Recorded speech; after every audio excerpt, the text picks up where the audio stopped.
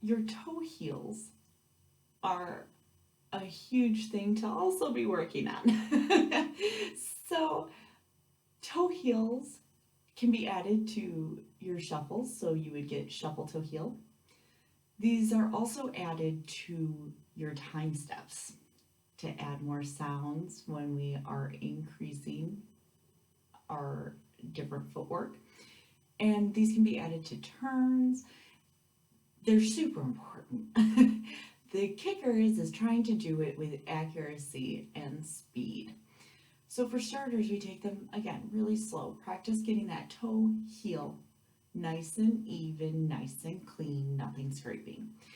And then from there, try to build up speed and transferring your weight from one foot to the other and work with that in different ways.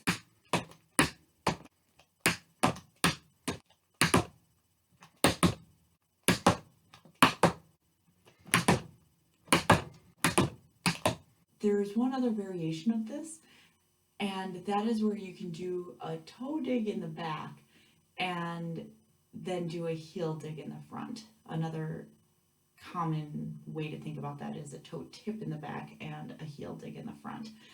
Those also will sometimes go by toe heels as well.